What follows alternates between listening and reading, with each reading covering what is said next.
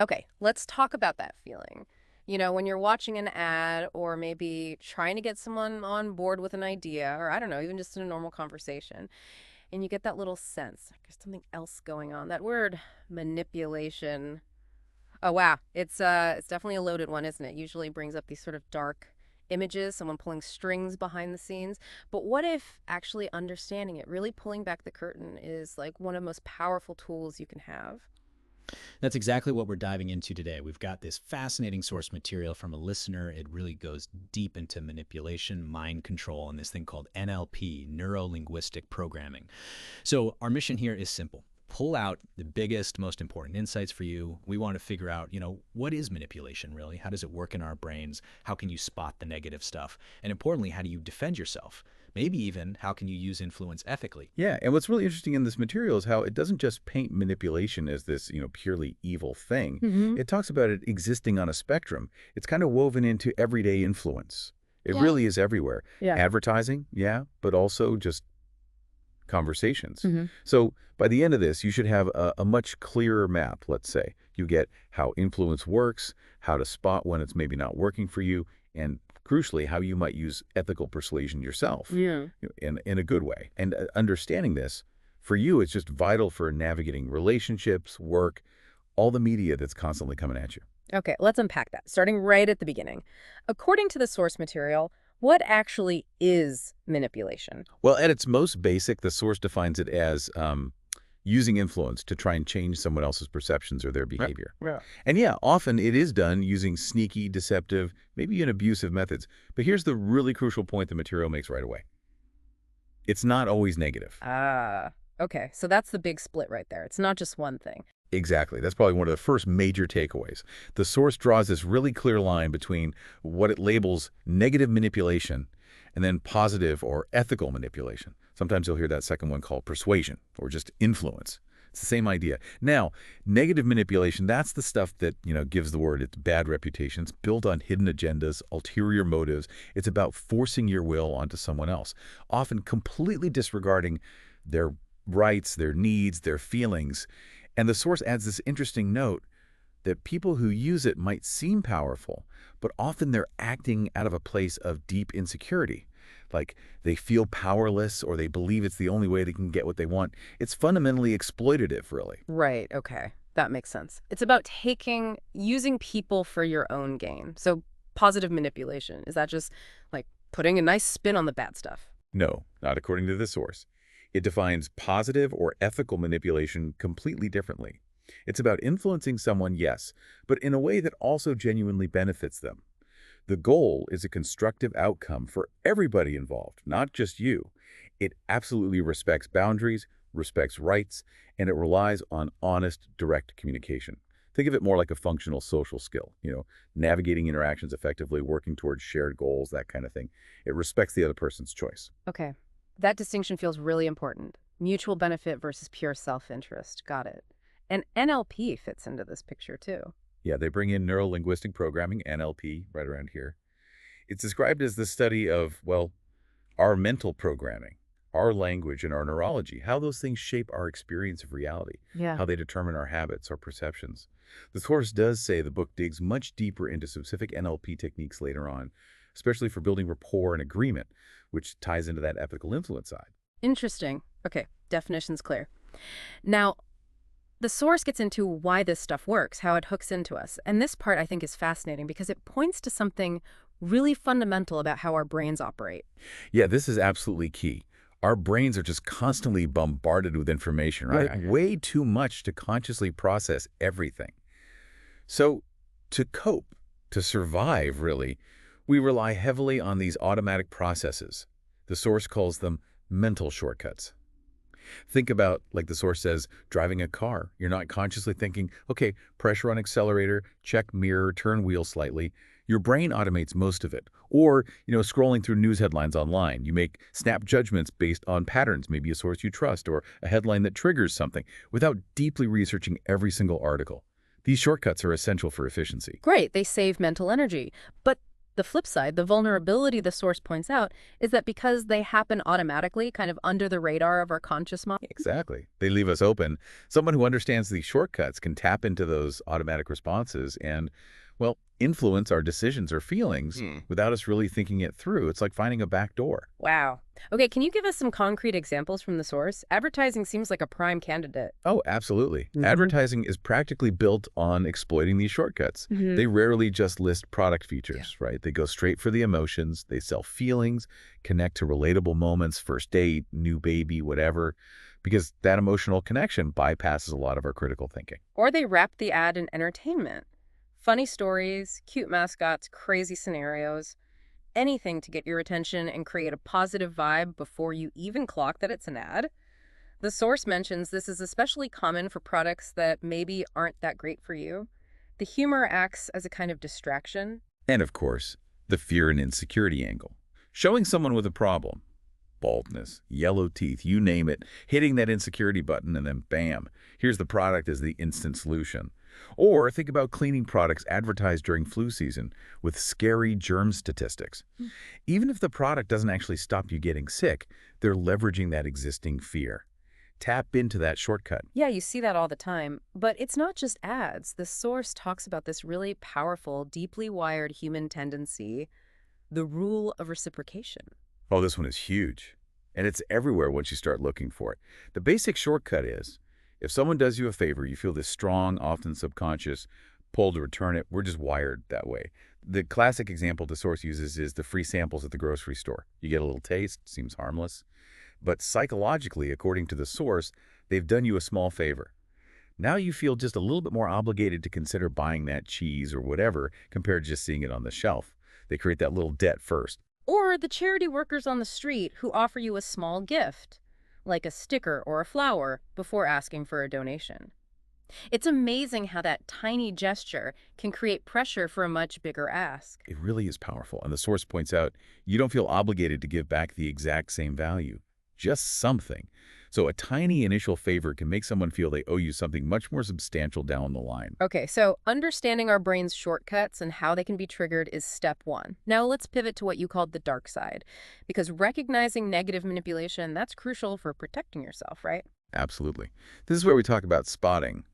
When those techniques, subtle or maybe not so subtle, are being used purely for the manipulator's gain, with zero regard for your needs or well-being. The source talks about it often feeling like veiled hostility or subconscious intimidation. Even if it starts out sounding nice, it might seem flattering at first or like they genuinely care. But the source is clear. With negative manipulation, that's just a tactic. It can leave you feeling this gut-level discomfort, maybe anger, or even questioning yourself. That feeling the source mentions of being made to feel crazy or like you're acting totally out of character. And it can be especially insidious if it echoes patterns from your past, because it might feel weirdly normal, overriding your instincts. That subconscious intimidation idea. Yes. Yeah. That resonates. And the source actually lists specific tactics people use. This is the practical stuff we need to look out for. Yes, it breaks down quite a few common ones, like favors with strings attached. Someone does something nice, but then they hold it over your head later. You know, after all I did for you, to guilt you into something. Or getting power through sympathy. This is where they might deny something they agreed to or start a fight and then somehow twist it so you're the bad guy.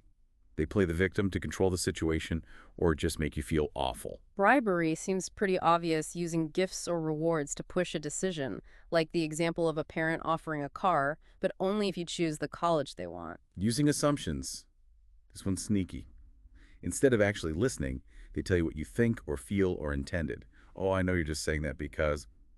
And then they react to their own assumption, ignoring what you actually said. It's a way to invalidate you. Pressured reciprocation, taking that reciprocity rule we talked about, and adding guilt or pressure. If you say no, they might play the victim, oh, okay, I guess I'll just manage somehow. Or they list every single thing they've ever done for you to make you feel obligated. Oof. False concern or blackmail, this can sound like genuine worry. Oh, I'm just so concerned about you making that choice. But the intent is to make you doubt yourself. Or it can be more direct, using shame, threats, anger, digging up embarrassing past stuff to force you to comply. They might even switch tactics or mood suddenly if one isn't working. And then there's passive-aggressive manipulation. This is a big one. Agreeing to do something, but then conveniently forgetting. avoiding confrontation at all costs, blaming others, making endless excuses, constant complaining, laying guilt trips. They might even give these really insincere apologies just to shut down the conversation and avoid taking any actual responsibility. And the last one mentioned here, self-pity and criticism. Doing favors or giving gifts, but then using it as ammo. Look what I did for you, and you can't even do this one small thing. Why are you so selfish? Always playing the martyr to gain sympathy and control. It's quite a list, isn't it? The sources really hammer home that negative manipulators are often quite skilled at finding what they see as your weaknesses and exploiting them. Knowing these specific tactics is your first step in defense. But ultimately, the source argues, building your own self-respect, a sense of self-worth, is your best protection. Which brings us to the why. Why do people actually do these things? What's the motivation behind this kind of negative behavior, according to the source? Well, the sources identify several driving forces. Sometimes, honestly, it's just misery likes company. They're unhappy, and they get some kind of twisted satisfaction from seeing others feel bad, too. Very often, though, it's about feeling powerful. It's a way to compensate for feeling insecure or powerless inside. Controlling others gives them a temporary hit of power. Or a lack of importance, this belief that they just won't get what they need or want if they ask directly, maybe because they feel insignificant, so they resort to manipulation instead. Sometimes it's believing they're too good for certain things, entitlement, laziness, thinking others should do the things they don't want to and manipulating them into it. Or maybe they just don't know any other way. Not knowing how to get things done healthily. They might genuinely believe pressure or trickery is the only way to achieve their goals. And this one's interesting. Selfishly helping others, where they convince themselves they know what's best for you, even if it harms you or goes against your wishes. Their judgment, they believe, is superior. The source does add a layer of nuance here, saying that, most aren't necessarily mustache-twirling villains. Often, they're described as misguided, insensitive, maybe selfish, definitely insecure people. People who mistakenly think their needs just automatically trumped everyone else's. Yeah, that perspective is useful. It shifts it from just labeling people to understanding the underlying mechanics and the mindset driving the behavior. And that understanding is power when it comes to the next logical step. Your defense. How do you stop this from happening to you? The sources lay out some really practical steps. Okay, let's get into those defenses. The source mentions negative manipulation always has this element of threat, maybe subtle, maybe not, and offers no real value back. Or it tries to make you feel responsible for their feelings, like, if you don't come, I'll be disappointed. Exactly. And the absolute #1 rule, the most important thing according to the source, is be aware of your rights. Know them. Internalize them. You have the right to your own opinions, the right to protect yourself emotionally and physically, the right to say no, crucially, without feeling guilty, the right to decide what's important in your life, the right to express your feelings respectfully, and the fundamental right to be treated with respect. You are in charge of your life, period. Building on that foundation, the source strongly advises maintain healthy distance. Pay attention to inconsistencies. Does someone act totally differently depending on who they're with?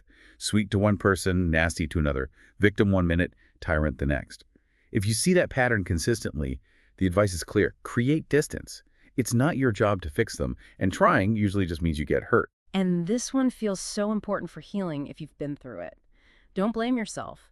Manipulators are good at finding buttons to push. If you feel bad after interacting with them, it's almost certainly their tactics at play, not some failing on your part. The source suggests asking yourself some tough questions. Is this relationship respectful? Are the demands fair? Is it give and take or just take? How do you feel after you interact with this person? Consistently. Your answers tell you where the problem really lies. And a really effective tactic mentioned is questioning them. When they hit you with an unreasonable demand, instead of jumping to defend yourself, turn it back on them. Ask simple, direct questions. Is that really reasonable?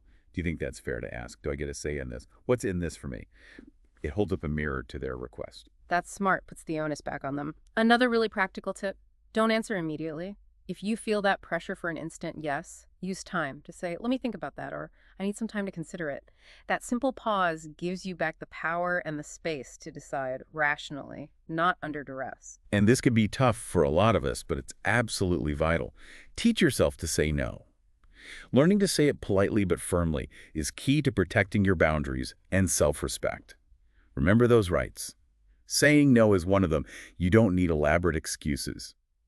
And finally, if they just keep pushing, keep violating your boundaries even after you've said no, the source says you may need to create a consequence. Calmly state what will happen as a result of their continued behavior. Not a threat, but a boundary. If you keep pressuring me about this, I'm going to have to end this conversation. Setting clear consequences for their actions is sometimes the only way to get them to pause and maybe, just maybe, adjust their approach. The source also briefly mentions confronting bullies that they often pick on perceived weakness but are usually insecure themselves. Sometimes standing up respectfully but firmly can make them back down surprisingly quickly. Okay, wow, so we've defined it, seen how it works, spotted the dark side, understood the why, and learned how to defend ourselves. That's huge. But now, let's completely flip the coin. Because as you said up front, it's not all bad. Exactly. Time to talk about the other side. Positive or ethical manipulation, which the source essentially equates with persuasion. This is framed as a really valuable, even necessary social skill. Unlike the negative stuff, this is goal-oriented influence used for positive achievement, and this is key. It benefits everyone involved. It respects rights, respects boundaries. It's not about selfish gain. Think leadership, teamwork, helping people achieve shared goals, improving things. It's about getting a positive response through genuine influence, not coercion. So developing this is actually about becoming more influential, a better leader, maybe. The source talks about using it in everyday life, convincing kids, influencing community decisions, working with colleagues or customers effectively. Precisely. The source details what this positive influence does. First, influence persuasion itself. Gently guiding someone towards an outcome you believe is beneficial, maybe one they wouldn't have reached alone, but doing it respectfully, allowing them to choose to agree or shift their view. It's crucial for inspiration, motivating people, getting them excited about something, maybe breaking down a big, scary task into smaller, manageable steps. You're technically manipulating feelings, boosting confidence, enthusiasm, but for a constructive purpose. It fosters unity. The ability to mediate conflicts, prevent arguments, bring people together towards a common understanding, that's a huge asset in any group. And interestingly, you can use these positive skills for defending yourself too. Using persuasion to push back against negative pressure, like skillfully explaining to a friend why you can't go out rather than just feeling guilty or giving in. Okay, this is exciting. So how do we actually do this? What are the techniques the source suggests for using ethical influence effectively? Right, let's get practical. The first step, according to the source, is internal. Get a hold of your own feelings first. Your emotional state radiates outwards, projecting confidence, calm, enthusiasm that's influential. It requires self-awareness, knowing what vibe to project, when, and with whom. Next, become charismatic. Basically, be likable. And a key part of that is showing you genuinely care about the other person's perspective. Ask for their input. Listen. Simple things, like the source mentions maintaining eye contact about 60% of the time, signal engagement, and build connection. I like this one. Humanize yourself to others. Build trust by sharing something relevant and personal. It encourages them to reciprocate and see you as relatable. The source gives that powerful example of the vet sharing their own painful, fluffy story when talking to a grieving pet owner. It creates instant connection and trust. Positivity is huge. Avoid complaining, criticizing, attacking ideas. Focus on your strengths, the benefits of your proposal. Doubt kills persuasion, so project confidence. And this seems basic, but maybe easily overlooked. Mention advantages and benefits. Clearly spell out why agreeing with you or doing what you suggest is good for them. What's their win? Then the source gets into some deeper techniques, often linked to NLP, centered around creating agreement and rapport. The idea is to find common ground, make the other person feel comfortable and understood, which makes them more receptive. A core technique here is connect, specifically through mirroring. This is subtly matching aspects of the other person, their body language, posture, tone of voice, speed of talking, even reflecting their stated values. It works subconsciously. We tend to trust people who seem similar to us. This mirroring creates what the source calls a warm, harmonious sense between people, and that connection builds trust. Remember, most communication is nonverbal. Mirroring sends these subconscious signals. I'm like you, I understand you, you're safe with me. You need that trust for genuine persuasion. You might get compliance through pressure, but willing action, true agreement comes from rapport and positive feelings. I love this next one. Breaking patterns by questioning. Our brains are almost compelled to answer questions, right? So you can use questions strategically to shift someone's focus, maybe pull them out of a negative loop. Asking something simple like, "What's been going well for you lately?" can instantly change their mental state. Storytelling and metaphors are also incredibly powerful persuasive tools. Instead of just stating facts, you weave a narrative. You guide the listener along a path that leads them to the conclusion you want them to reach, often framed positively. They arrive there on their own, but you've provided the map. Good advice. Set a goal before the interaction. Know exactly what outcome you're hoping for. Keeps you focused. Absolutely. And get confident and passionate. Your own enthusiasm is infectious. If you genuinely believe in what you're saying, it comes across. Connect both emotionally and logically to the benefits. The source reminds us people often decide with their heart and then justify with their head. Appeal both. And sometimes, after laying all that groundwork, the best approach is just to be upfront and ask directly. Stop hinting. Just clearly state what you want, the date, the sale, the sign-up. Making it easy for them helps too.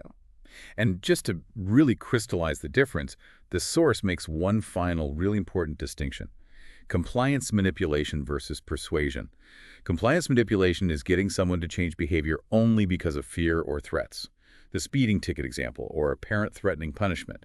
The behavior changes, maybe, but the underlying belief or feeling doesn't. The problem, it only works as long as the threat is there. It often breeds resentment. It's not sophisticated, not lasting. It's based entirely on fear, not free will. Persuasion, the ethical kind we've been discussing, aims deeper. It seeks to genuinely change feelings and beliefs so the person chooses to act differently of their own volition. Their internal state shifts, and that requires the connection, the trust, the rapport we talked about. It's a fundamentally different approach. Yeah. Wow. Okay. That really was a deep dive. We've covered so much ground here. Started with that tricky definition, explored how manipulation taps into those automatic mental shortcuts, advertising, reciprocity. Then we really dug into the dark side, identifying those harmful tactics, understanding the often insecure motivations behind them, and most importantly, pulling out those concrete strategies for you to defend yourself, starting with just knowing your basic rights. And then we did that big pivot, exploring positive, ethical influence persuasion, seeing it as this essential skill for leadership, unity, even self-defense. And we broke down specific techniques, from mirroring for rapport to just asking directly. Yeah, I think the main thing the source material really wants you to take away is that this stuff is learnable. Understanding how manipulation works, both the negative and the positive, gives you agency. It empowers you to protect yourself from harm, and it empowers you to influence others in ways that are ethical, constructive, and mutually beneficial. So here's a final thought to chew on as you go about your day. Something sparked by all this. If manipulation, both good and bad, taps into our automatic thinking and even ethical persuasion involves subtle guidance, how much are we really consciously aware of the true drivers behind our own choices and feelings from moment to moment? Maybe something worth paying a little more attention to.